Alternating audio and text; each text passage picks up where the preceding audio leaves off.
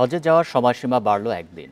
একজনের মধ্যেই সৌদি আরবে পৌঁছে যাবেন সব হজযাত্রী, জানিয়েছেন ধর্ম উপদেষ্টা ডক্টর আফামা খালিদ হোসেন।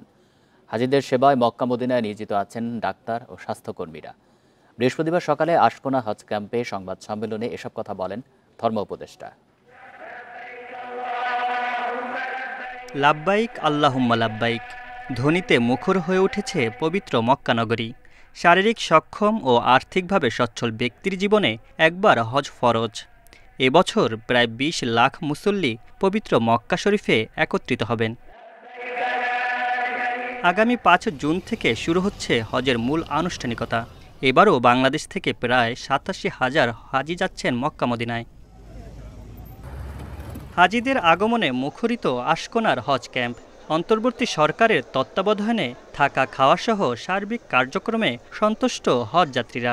সরকারি ব্যবস্থাপনা যেটা আছে সেটা খুব ভালোই আছে, কোনোখানে কোনো হয়রানি নাই বা কোনো টয়লেট বা পানি কোনো সমস্যা নাই। পোরশা থেকে আসছি, কালকে রাত 3:30টার সময় এখানে পৌঁছার পরে এখন পর্যন্ত কোনো ব্যবস্থার কোনো ত্রুটি পাইনি। ক্যান্টিনে খুব ভালো, যদিও আমরা লেট আওয়ারে আসছি, তবু যতটুকু যা খাওয়া পেয়েছি অনেক ভালো পেয়েছি।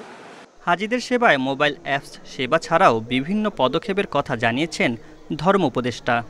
কোনো হাজি যদি হারিয়ে যায় অথবা আহত হয় অথবা কোনো বিপদে পড়ে অথবা অন্য কোনো সমস্যায় পড়ে তাহলে ওই মোবাইল অ্যাপস থেকে SOS বাটনে টিপ দিয়ে ক্লিক করলে সাপোর্টিং টিম হাজির হয়ে যাবে ওনাকে উদ্ধার করার জন্য, ওনাকে সহায়তা করার জন্য। হাজিদের চিকিৎসায় থাকছেন ১৬৪ জনের চিকিৎসক দল। হাজিদের দেয়া হবে ১ কোটি টাকার মেডিসিন।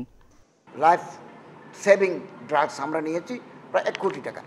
এরপরেও যদি দেখা যায় কোনো মানুষ অসুস্থ হয়ে গেল, যেটা আমাদের ক্লিনিক ৩টা ক্লিনিক আমরা করেছি। হজ পালন করতে গিয়ে এ পর্যন্ত সৌদি আরবে মারা গেছেন ১২ জন বাংলাদেশি, আর অসুস্থ হয়ে চিকিৎসাধীন আছেন ৩৬ জন।